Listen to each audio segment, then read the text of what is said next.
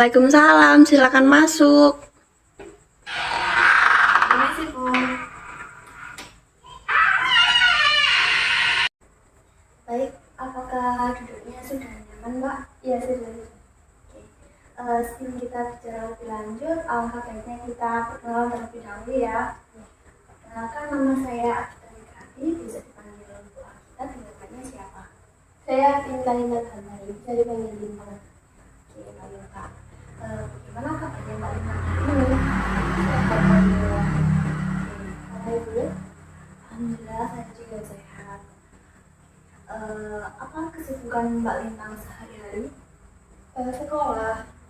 Ya, sekolah saja ya Mbak. Iya. Mbak Lintang sekarang masuk berapa? Kelas 3 SMP. Sudah kelas 3 SMP ya Mbak? Ini Iya. mau ke SMA atau ke SMK? Diusahakan ke SMA. Ke SMA. Iya Mbak. Iya. Berdoa saja ya. Iya. Oke.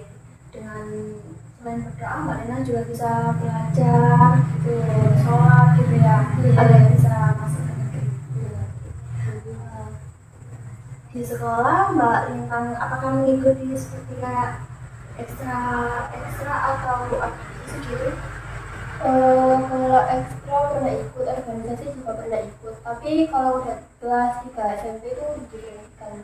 Kenapa kok sudah diberhentikan? Karena udah harus fokus ke ujian. Oh, berarti hanya fokus ke ujian aja ya. Iya. Oke. Selain kesibukan Mbak Lintang sehari-hari, apakah ada yang lain? Kalau di rumah saya ikut Mbak Lintang berarti mengikuti organisasi remaja di rumah ya. Kalau tahu itu mengikuti kayak sebagai anggota atau pendengar apa? di anggota. Jadi anggota saja. Iya.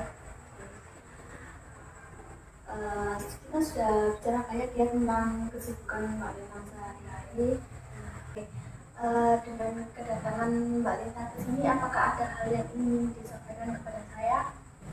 Saya mau mengikuti konseling karena saya ada sedikit masalah konseling. Berarti Mbak Lintang ke sini ingin melakukan proses konseling ya? Sebelumnya Mbak Lintang apakah pernah mengikuti proses konseling? Belum pernah sih, baru kali ini aja. Oh, baru kali ini ya. Oke, saya sedikit menjelaskan tentang proses konseling itu apa ya. Proses konseling itu proses pemberian bantuan konselor pada konselor. Nah, di sini saya sebagai konselor dan Mbak Lintang sebagai konselor. Nah, di sini saya hanya membantu Mbak Lintang untuk menjembatani permasalahan Mbak Lintang. Ya, saya di sini hanya sebagai fasilitator saja. Untuk selesai atau tidaknya permasalahan itu tergantung pada Mbak Lintang. Iya. Mana Mbak Lintang, apakah Mbak Lintang paham? Paham. Oke. Untuk proses konseling ini tuh ada proses dan tujuan ya Mbak. Jadi kita tidak hanya satu atau dua kali pertemuan, bisa lebih gitu.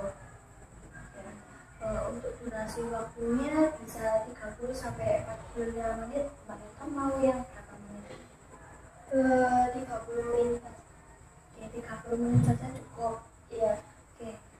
Next kita konseling di hari saya free di hari itu Jumat sama Sabtu. Gimana? Hari Jumat aja. Hari Jumat. Oke, kita konseling di hari Jumat jam berapa Mbak? Biasanya bisanya jam 3 sore. Jam 3 sore. Oke. Kita konseling di hari Jumat jam 3 sore ya. Dengan durasi waktu 30 menit. Ya. Oke. Coba ceritakan permasalahan yang kamu alami saat ini. Jadi saya itu jengkel sama teman saya itu akhir-akhir ini mengabaikan saya karena dulu tuh kita berteman bertiga dan saya nggak ada masalah. Tapi akhir-akhir ini mereka suka bermain sama saya. Jadi Mbak Lina itu merasa jengkel ya temannya karena Mbak Lina itu diabaikan dirinya. Menurut Mbak Lintang, mungkin mereka itu punya maksud lain, punya tujuan lain gitu. Ya, Menurut Mbak Lintang tidak ada. Saat kejadian seperti itu, apa yang ada di pikiran Mbak Lintang? Saya pikir saya itu pribadi yang berkali-kali kurang bisa benar-benar sama mereka. Mereka mungkin juga udah punya teman yang lebih baik daripada saya. Oh, Mbak Lintang merasa kalau Mbak Lintang itu tidak baik. Iya, Menurut Mbak Lintang seperti itu. iya. Oke. Jadi kamu berpikir bahwa kamu itu tidak baik bagi temanmu gitu. Kamu Iya. merasa salah gitu. Apa ada yang salah di kamu gitu? Iya. Eh, saat kamu merasa kecewa, jengkel seperti itu, apa yang biasanya kamu lakukan? Saya biasanya itu menghindar aja sih, kayak mencari kesibukan yang lain. Soalnya mereka juga menghindar saya. Jadi Mbak Lintang ini tuh hanya sekedar menghindar gitu ya dari dua temannya tadi. Iya, Itu sangat umum sih Mbak terjadi dalam dunia pertemanan, apalagi Mbak Lintang ini juga masih SMP ya. iya. Kamu tadi mengatakan bahwa kamu tidak cukup baik kepada temanmu. Apakah ada bukti konkret bahwa kamu tidak cukup baik? Tidak ada. Tidak ada. Lalu mengapa Mbak Lintang berpikiran kalau Mbak Lintang tidak baik sama temannya gitu? Ya, karena mereka itu menghindar dari saya, jadi saya pikir saya itu rela gitu sama diri saya. Atau mungkin mereka ada yang udah punya teman baru. Apakah kamu yakin bahwa dua temanmu yang tidak mau berteman denganmu adalah alasan utama untuk merasa tidak dihargai?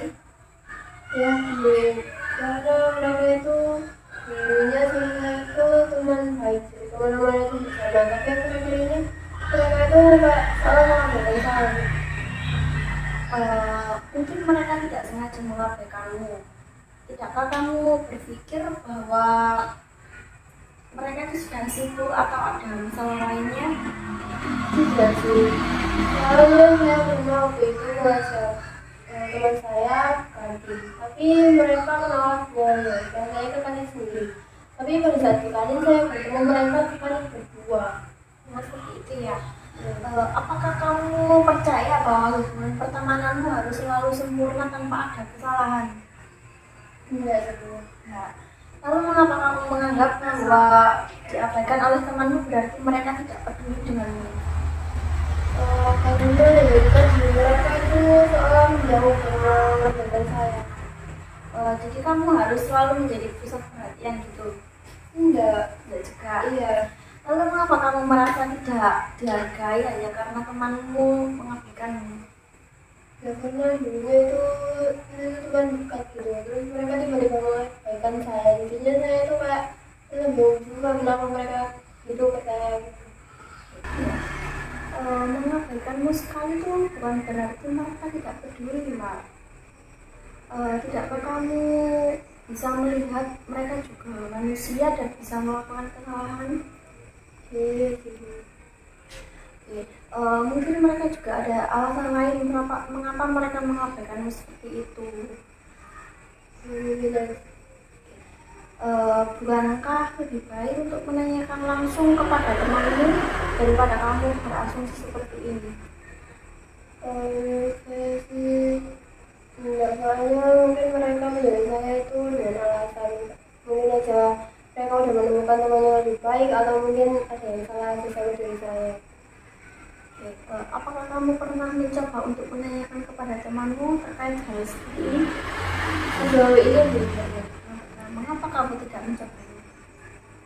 Ya karena itu dulunya kan saya teman baik, terus kedua mereka itu menjadi saya gitu, dulunya saya rasa Tidak perlu ditanyakan kepada temannya. Iya. Tidakkah kamu merasa lebih baik jika kamu berbicara langsung dengan temanmu daripada memenang perasaan sendiri? Karena kamu berpikir bahwa jika mereka tidak merasa itu berarti mereka tidak menghargaimu sebagai teman. Enggak sih. Bukankah ada banyak cara ya untuk mengatasi perasaan seperti itu daripada kamu menganggapnya itu sebagai masalah yang besar? Iya sih. Mengapa kamu merasa bahwa ini adalah hal yang harus dikhawatirkan secara berlebihan? Karena ya saya aja karena kan itu teman baik saya gitu ya kemana-mana bersama tapi kalau mereka itu menjauh dari saya jadi saya lumayan kasar. Karena lebih baik untuk bersikap fleksibel dengan lingkungannya gitu, Mbak. Ya saya mencoba menanyakan kepada teman-teman terkait masalah. Oke, baik Mbak, kita bisa bicarakan ini dengan teman-temannya ya dan mencoba menghilangkan perasaan-perasaan negatif yang ada di Mbak Lintang. Dan tadi Mbak Lintang mengatakan bahwa Mbak Lintang itu merasa kesal dan capek. Nah itu Mbak Lintang berusaha untuk menghilangkan perasaan-perasaan seperti itu ya Mbak. Baik, untuk konseling kita hari ini sudah lebih dari 30 menit. Next kita konseling sesuai jadwalnya kita tentukan tadi ya. Iya ya. Oke. Bagaimana ya konseling hari ini Mbak? Ya, saya merasa merasa setelah bercerita orang lain tentang masalah saya. Terima kasih Mbak Lintang sudah berbicara jujurnya kepada saya, sudah cerita dan jujur kepada saya. Iya, saya juga terima kasih karena Ibu sudah mau mendengarkan masalah-masalah saya. Ya, oke. Sama-sama ya Mbak. Apakah ada yang ditanyakan lagi? Nanti saya kabarin Mbak WhatsApp untuk konseling selanjutnya. Oke, baik. Saya pamit dulu ya, Bu. Ya, terima kasih ya Mbak Lintang. Ada di jalan ya.